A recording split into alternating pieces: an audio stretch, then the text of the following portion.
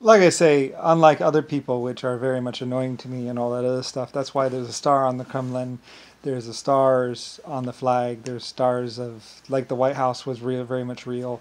Basically, I am a real owner of countries and a real inventor and a real everything. Unlike Zachary, who basically could edit a computer spreadsheet and other people and stuff like that, and basically could get a job in a bank and then basically have access to the bank, pretending to be rich and embezzling money like crazy, and basically living this lie that was pretty much on other people's money, which eventually other people were like, hey, where's my money?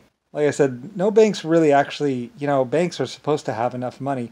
But the thing is that usually there's massive amounts of embezzling. People open up banks all the time and basically like, oh yeah, give us your money. And then basically then they go off and live the rich, fabulous life that your money is affording, basically.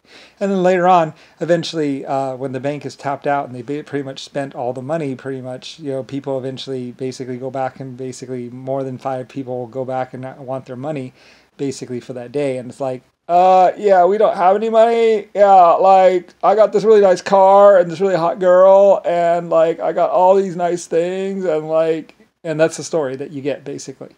Is pretty much, yeah, like, yeah, yeah, oh, my wife has a really nice ring, and, yeah, and basically that's what they tell you, pretty much. So banks don't really run out of money.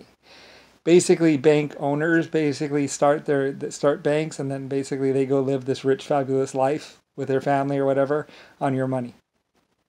And then more than 10 or 20 people go back to withdraw that money from that bank, from that fake bank, and then they find out that, wait a minute, it's all been spent by the person who started the bank or owned that building. Like I said, you can just put a safe inside of a building and basically look like a bank and not actually be a bank. Like build it and they will come style. So, yeah, a lot of people basically just put banks inside towns and basically let unsuspecting people pretty much go and basically put their money inside their bank accounts or bank or safe deposit boxes, and then basically they cleaned them out, watching when people didn't actually go back to those safety deposit boxes. Like they give you a key, so they have a key. And basically they own the bank or the building, so basically you just walk in there and pretty much open up your safe deposit box and take everything out and basically go and spend it and wear it and use it, and basically you think it's safe and it's actually not safe. Anyway, a bunch of people figure this out and actually start doing this all around the world. Anyway, and there's a bunch of this stuff going on, basically. As if Zachary wasn't bad enough. So there's all this stuff going on, basically, where basically pretty much people are opening up fake banks. They're putting in great big safes, and not even always safes. Like sometimes it's just like a wall, basically with a big thing, and you turn the dial and you walk in, and it looks like it's all real, but it's actually just like there's a bunch of bunch of vaults that were basically it's drywall. It's like, yeah, it's not really a bank. They just put up a big thing, put a big looking what looks like a big strong door, but it's just drywall and sheet metal. It's like, yeah, they just use stainless steel. It looks real though, doesn't it? Yeah, it's not really a bank. It's just Bob over there. And yeah, and you've been basically been giving Bob all your money pretty much for the last 10 years or 20 years. And he has 2 houses and a nice car and basically a wife with a big ring. And he's pretending to be an oil tycoon. But he's really actually just spending your money, which you went and deposited into your bank account thinking that you're going to have a life savings. But then you find out later on when you try to withdraw this money that, well, Bob has a nice car. And basically then you have to go after Bob to get that car back. And there's like 50 of you or 100,000 of you. So anyway, yeah, a lot of people find this out, that the banks aren't really necessarily really connected. Like some people, like you put up Union Bank. Well, yeah, I mean, we have unions, so we're Union Bank. See the union? It's Union Bank. Or it's Threaded Union Bank. It's Union Bank. It's like, yeah, not really the same thing as United States banking or American banking or whatever. Or what's called Wells Fargo, which was also just a bunch of bank, whatever. Anyway, yeah, so you don't really know who you're giving your money to. It could be Bill Gates. It could be some girl. It could be Bob down the street. Yeah, he's rich now because you deposited $30,000. So he's like, woohoo, we got $30,000, man. I'm buying a new car. You know, and he just has a sheet metal vault. And yeah, it's all fake. So anyway, a lot of people find this out. They found this out in the past. And it's very much different than Lusifer Star banking, which is, yeah, I'm a metal mining company. So, and a creator. And yeah, you know, I really do feed people. And I really did build all those buildings. And yeah, I'm the only one who can actually like do real credit, or at least people actually believed it.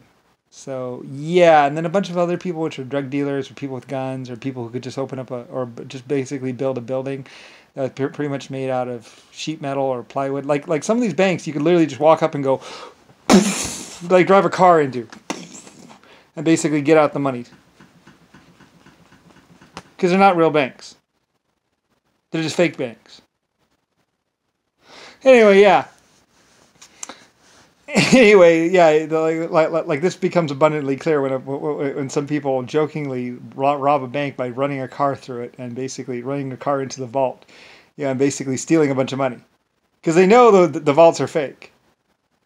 So, and they know that, and they know the owner's buying like 4 houses and driving a brand new Porsche, and he can't afford it. So realistically, they're just getting their money out. Anyway, there's a bunch of this crap going around. So yeah, I mean, shocker.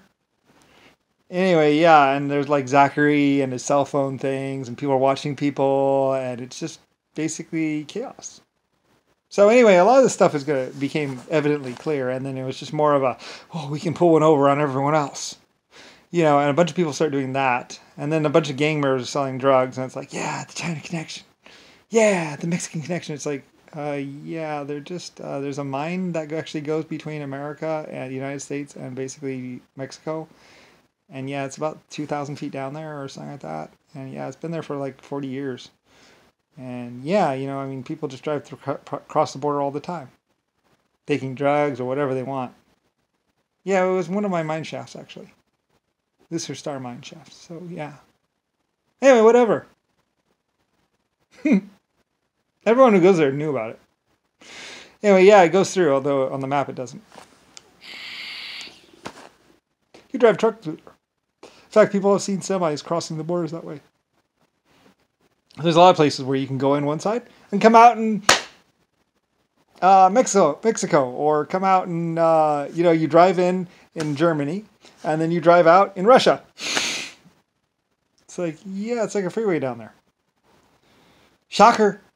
It's like, yeah, I would tunnel across, or there once a long time ago, there's this guy, and he was being really annoying, and he was like, this is my country, you can't go through it. And I was like, okay, I'll go under you.